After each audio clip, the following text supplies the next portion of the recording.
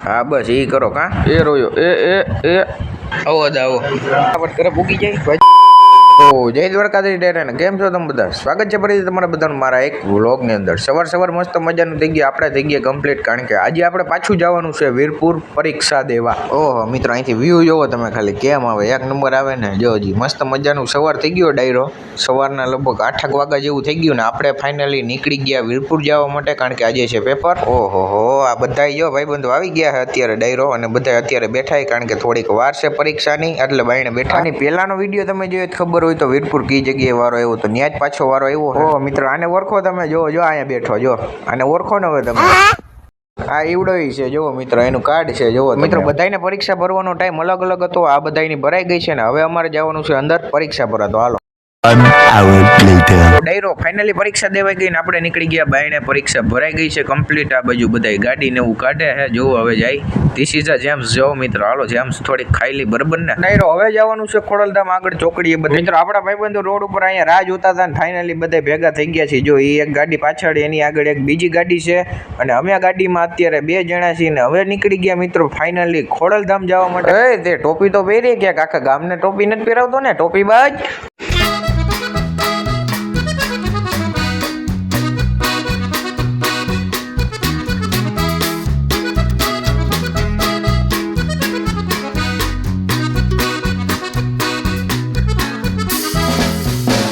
ડાયરો એમાં થયું છે એવું કે બધા ખોડલધામ પાસે તો પહોંચી ગયા, પણ લાગી છે ભૂખ. જો ઓલી બાજુ જોલું દેખાય ને, ન્યા છે મંદિરનો ગેટ.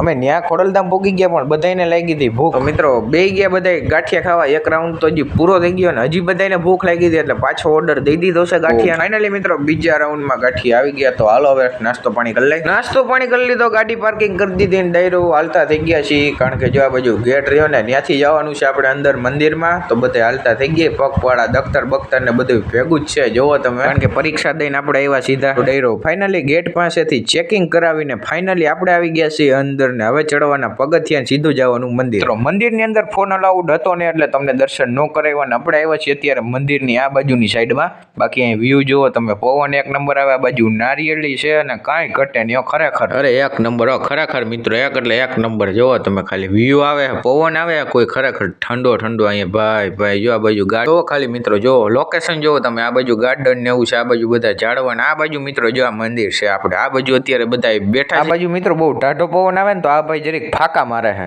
कैसे लोग रहते हैं यार.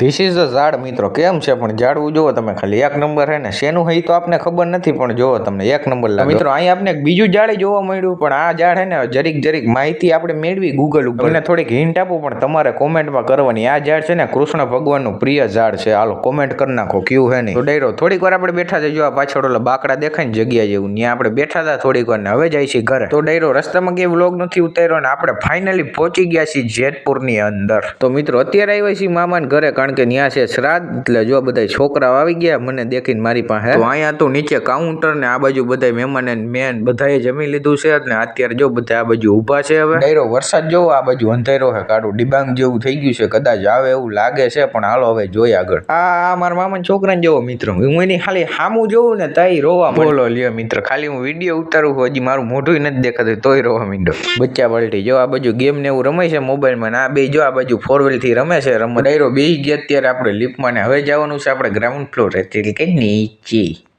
નીચે આવીને જોઈને મિત્રો ફાઇનલી વરસાદ થઈ ગયો ચાલુ. જો આના ઉપરથી કદાચ તમને ખબર પડતી છે, જો એમાં છાંટા પડે છે, ને ફાઇનલી વરસાદ આવી ગયો. થોડોક એવો વરસાદ રહ્યો ને આપણે વાન લઈને નીકળી ગયા ઘરે જવા માટે, કારણ કે ત્યાં જવાનું છે બાને અને ભાઈને બધાને તેડવા જવાનું છે. તો આપણે ફાઇનલી વાન લઈને નીકળી ગયા ઘરે જવા માટે, એટલે કે આપણા ગામડે. તો ડાયરો પાછા આપણે આવી ગયા છીએ મામાને ઘરે. અત્યારે આ બાજુ કથા ને એવું હાલે, એટલે આ બાજુ પ્રસાદનું સુધારવાનું કામકાજ ચાલુ છે આ બાજુ, અને બાઇડની સાઈડ જો આ બાજુ હે ને હોલમાં અત્યારે કથા ને એવું હાલે છે. તો મિત્રો કથા પૂરી થઈ ગઈ ને અત્યારે થાય છે આરતી, પછી બધાને આપી દેવાનો પ્રસાદ. આવો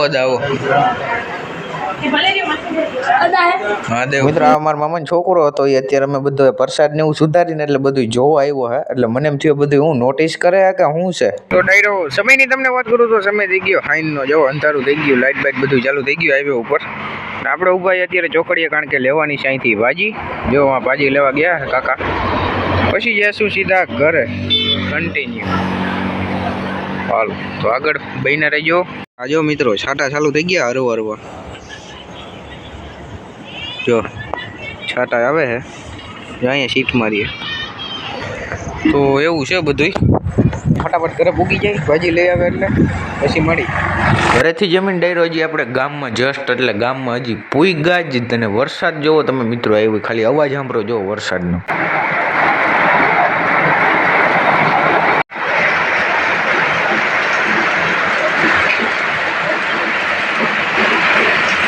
ડાયરો બાયનો તો વરસાદ ભૂકા એટલે ભૂકા બોલાવી નાખે કારણ કે બહુ એટલે બહુ ઓલો કરા ન પડતા હોય એના જેવો છાંટા પડે છે અત્યારે અને આપણે આવી ગયા ઘરે કારણ કે આપણી ગાડીમાં ડેકીમાં રેનકોટ પડ્યો હતો એટલે પહેરી લીધો ને આપણે ફાઇનલી પહોંચી ગયા ઘરે અને આ તમારા ગામમાં કેવો વરસાદ પડ્યો ની ખાસ કોમેન્ટ બોક્સમાં જણાવજો મિત્રો આજનો બ્લોગ એને કરી નાખી બ્લોગ કરો લઈ ગયો તો લાઈક શેર સબસ્ક્રાઇબ કરવાનું ભૂલતા નહીં તો મળીએ બીજા નેક્સ્ટ બ્લોગ સાથે ત્યાં સુધી બધાને જય દ્વારકાધીશ.